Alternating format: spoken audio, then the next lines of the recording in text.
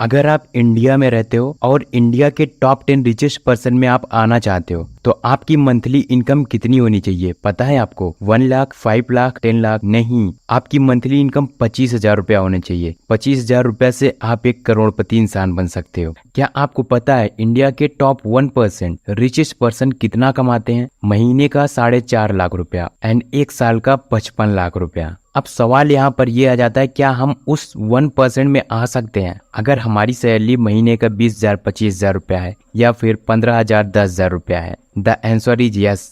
अगर आपकी सैलरी कम है फिर भी आप करोड़पति बन सकते हैं। इसके प्रूफ के लिए बहुत सारे एग्जाम्पल हैं जिन्होंने जॉब करते करते अमीर बने हैं। रोनाल्ड रीड, ये एक सफाई का कार्य करते थे एंड इनका ओवरऑल नेटवर्क देखा जाए तो $8 मिलियन का है।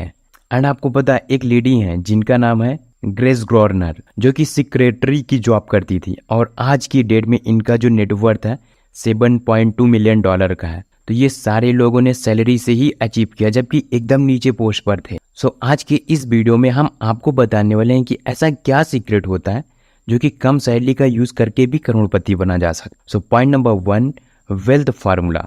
ये फार्मूला सबके लिए कार्य करता है, चाहे आप जॉब कर रहे हो, बिजनेस कर रहे हो या फिर आप महीने का 10,000 20,000 50,000 कमा रहे हो, सबके लिए अप्लाई होता है। अमीर इंसान और ज़्यादा अमीर होते हुए चला जाता है और गरीब इंसान और ज़्यादा गरीब होते हुए चला जा रहा है। पता है कैसे?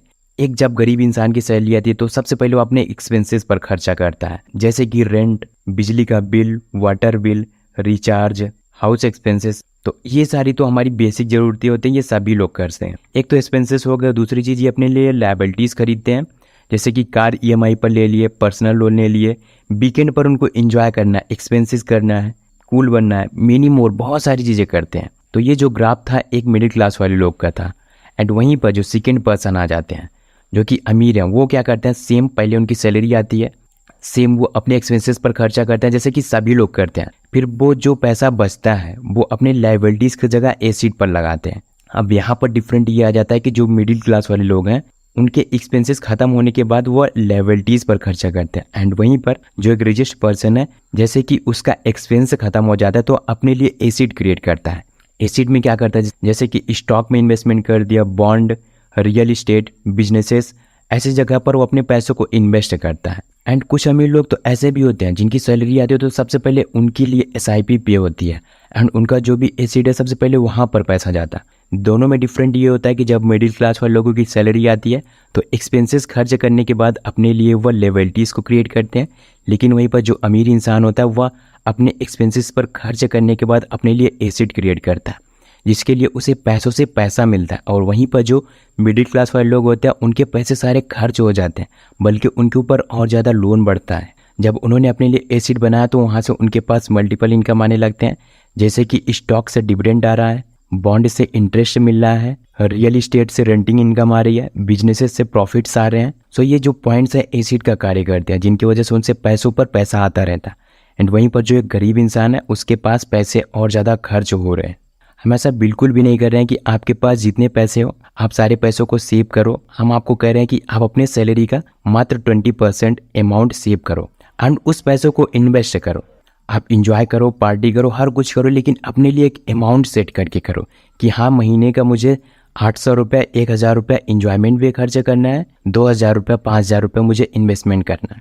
तो आपकी सैलरी जितनी भी है उसका 20% आप सेविंग करो, सेविंग करने के बाद उस पैसों को इन्वेस्ट करो। हम सब लोग सोचते हैं सैलरी हमारी कम है, बट रियलिटी देखा जाए तो सैलरी हमारी कम नहीं होती है, सैलरी हमारी ठीक होती है, फिर भी हम अपने पैसों को सेविंग नहीं करते हैं। हम सब लोग सोचते हैं कि अभी हमारी सैलरी 15,000 रुपया, जब 30,000 रुपया हो जाएगी तब हम इन्वेस्टमेंट करना शुरू करेंगे। तो नहीं, ये सबसे बैड डिसीजन है। अगर आपने अपने पैसों को सेव करके इन्वेस्टमेंट नहीं किया तो आप लाइफ में आगे चल करके बहुत ज़्यादा पछताने वाले। इसलिए आपके पास जितना भी अमाउंट है कोशिश करो कि 1,000-2,000 रुपये आपका बच जाए एंड उस पैसों को सेव करो, फिर इन्वेस्टमेंट करो। इन्वेस्टमेंट आपको ऐसी जगह पर करना है आपके जो पैसों की कीमत है वो इन्फ्लेशन रेट से ऊपर रहे। एंड अगर आप जानना चाहते हो कहाँ पर इन्वेस्टमेंट करना है, इन्वेस्टमेंट करना चाहते हो तो आप ऐसी जगह पर, ऐसी कंपनी में इन्वेस्टमेंट करो जो कंपनी पहले से ग्रो कर रही है। निफ्टी 50 के अंदर इंडिया की टॉप 50 कंपनीज आ जाती हैं जो कि कंपनीज ग्रो कर रही हैं ऑलरेडी, आपका पैसा उसी में इन्वेस्ट हो जाता है तो आपके पैसों में उतना ज़्यादा रिस्क नहीं होता है, क्योंकि ऐसा देखा गया है कि लास्ट 30 सालों में आपका इंडेक्स फंड 15% से ऊपर का रिटर्न देता है। 15%, 20%, 25% के आसपास रिटर्न देता है।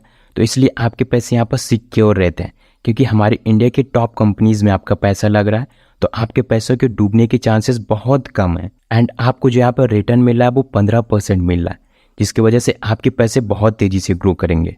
आप जितना जल्दी इन्वेस्टमेंट करना शुरू कर दोगे, आपके पैसे उतना ज़्यादा ग्रो करेंगे। कम एज में अगर आप इन्वेस्टमेंट करते हो तो आपको आगे चल करके ज़्यादा रिटर्न मिलता है। एग्जाम्पल दिखाऊं मैं आपको, ये आप एक चार्ट देख सकते हो, ये आपके लिए मैंने ग्राफ बनाया स्पेशली फॉर एग्जाम्पल। आपको 60 साल की एज तक, रिटायरमेंट की एज तक आपको करोड़पति बनना है। तो आप अगर 20 साल की एज में इन्वेस्टमेंट शुरू करते हो 500 रुपया, तो आप 40 साल तक आपने इन्वेस्टमेंट किया तो आपके पास 1,57,00,000 रुपया बन रहे हैं, इसके आसपास बन रहे हैं।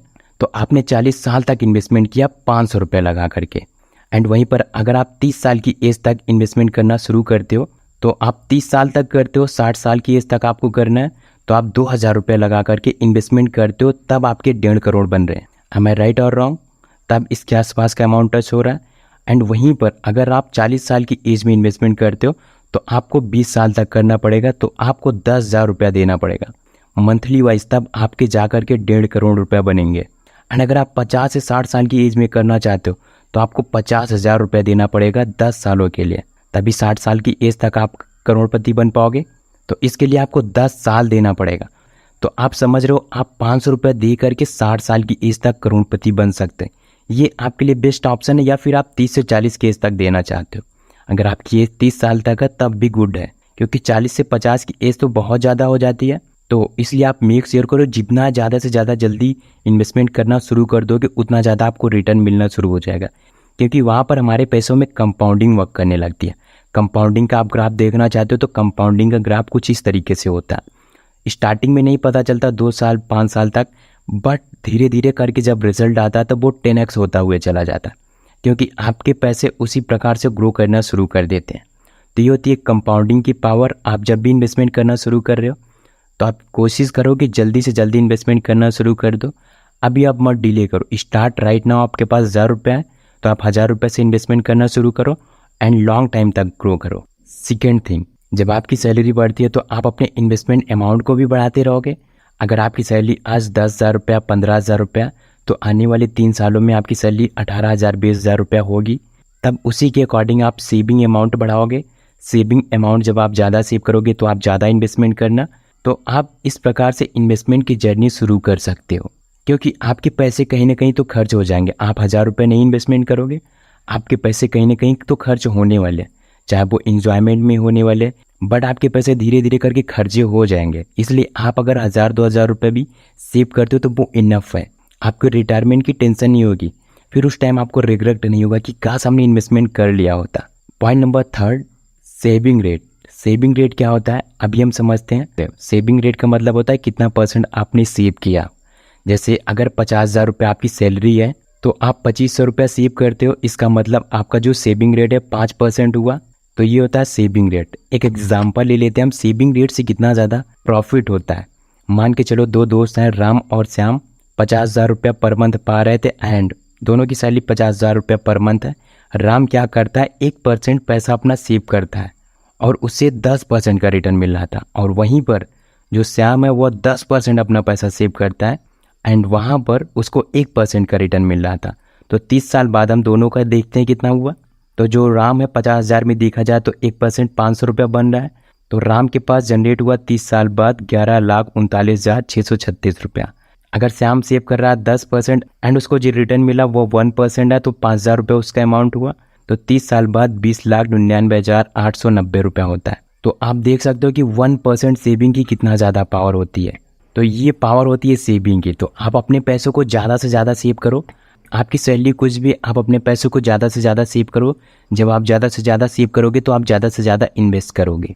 तो इन्वेस्टमेंट के लिए हमने आपको बता दिया कि आप म्यूचुअल फंड में भी इन्वेस्टमेंट कर सकते हो, क्योंकि आपके पैसे वहाँ पर कोई और मैनेज कर रहा है। एंड सेकेंड थिंग, आप इंडेक्स फंड में इन्वेस्टमेंट कर सकते हो।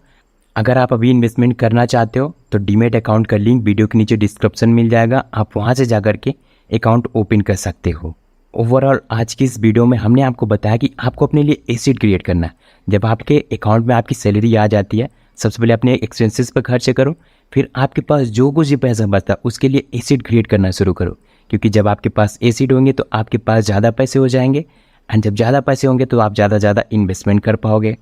एंड सेकेंड थिंग, हमने आपको बताया कि ऐसे लगता है आपको कि मेरी सैलरी कम है।